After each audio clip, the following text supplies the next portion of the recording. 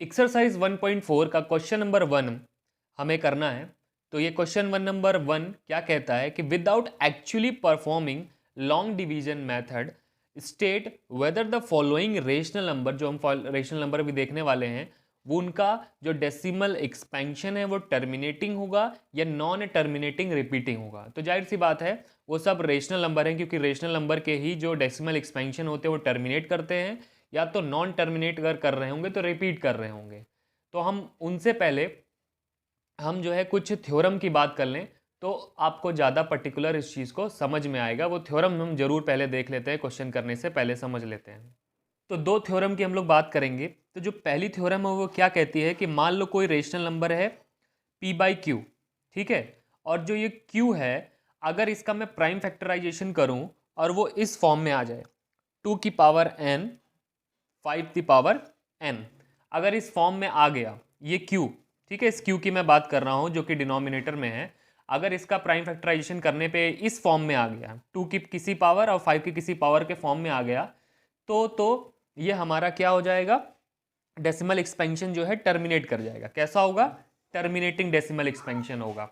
और जो एक और जो हमारे पास थ्योरम है दूसरी, वो क्या कहती है कि अगर p बाई क्यू हमारे पास कोई है जहां पे ये q का अगर हम प्राइम फैक्टराइजेशन करेंगे और वो इस फॉर्म में क्या होता है, यहाँ इस फॉर्म में नहीं आएगा, तो क्या हो जाएगा, हमारा जो डेसिमल एक्सपेंशन होगा वो non terminating repeating decimal expansion होगा।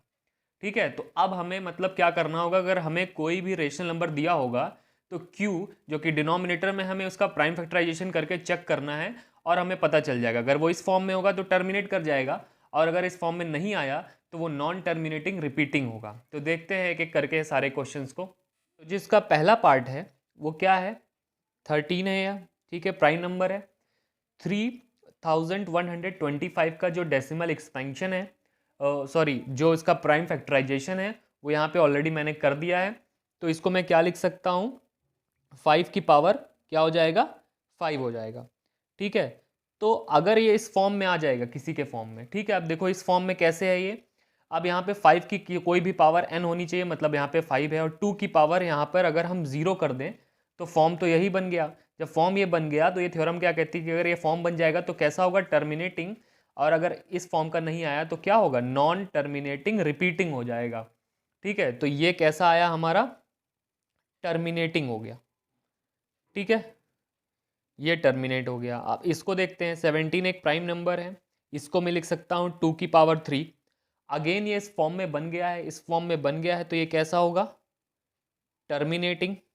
ठीक है, ये हमारी थ्योरम ऑलरेडी स्टेटेड है एनसीईआरटी की बुक में, आप उसको एक बार क्लियरली पढ़ लीजिएगा तो और अच्छे से समझ में आ जाएगा। बाकी हमने जो यहाँ था वो बता ही दिया है, उसमें कोई टेंशन वाली बात नहीं है। अब अगर हम इस पार्ट पे आते हैं, ठीक है, तो 64 यहाँ पे है ही है, सिर्फ हमें क्यू पे फोकस करना है अगर हमें इतना चेक करना है तो, जो कि हमारा डिनोमिनेटर में है। ठीक है, 455 का हमने ऑलरेडी यहाँ पे कर दिया है, 5 इंटू 7 इंटू 13। अब ठीक है, अब यहाँ पे इसके अलावा कुछ है, 5 तो है पर 7 और 13 भी है, तो ये कैसा हो जाएगा, नॉन टर्मिनेटिंग, और कैसा होगा ये, रिपीटिंग हो जाएगा। ठीक है, अब फोर्थ पार्ट पे चलते हैं। ये 15 ऑलरेडी यहाँ पे है ही है, और 1600 का ऑलरेडी मैंने यहाँ पे प्राइम फैक्टराइजेशन कर दिया है, तो यहाँ पे 2 की कितनी पावर हो जाएगी, 6, 5 की पावर यहाँ पर 2 हो जाएगी। ठीक है, अब ये इस फॉर्म में है तो इसका मतलब ये कैसा हो जाएगा, टर्मिनेटिंग हो जाएगा। ठीक है, इसका अगर मैं डेसिमल एक्सपेंशन करूंगा, मतलब इसको अगर डिवाइड करके आप देखोगे तो ये एट द पॉइंट, किसी पॉइंट पे ऐसा होगा कि ये टर्मिनेट कर जाएगा। और इस क्वेश्चन में क्या होगा कि अगर आप इसको डिवाइड करोगे, ठीक है, लॉन्ग डिवीजन मेथड से, तो क्या हो जाएगा, नॉन टर्मिनेटिंग रिपीटिंग आएगा। तो हमें क्या करना था, without actually performing long division, ये हमें बताना था। तो ये हम थ्योरम से इजिली बता पा रहे हैं। बाकी पार्ट्स भी देख लेते हैं। फिफ्थ पार्ट में हमें करना है 343 का।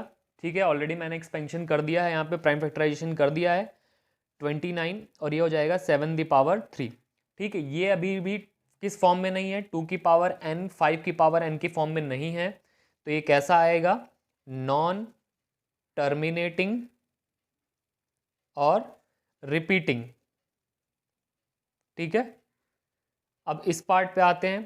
ठीक, ये ऑलरेडी प्राइम फैक्टराइजेशन की फॉर्म में लिखा हुआ है क्यू का डिनोमिनेटर का, और हम देख रहे हैं इस फॉर्म में है, तो इस फॉर्म में है तो इसका मतलब ये कैसा होगा, इसका डेसिमल एक्सपेंशन करने पर ये कैसा होगा, टर्मिनेटिंग होगा।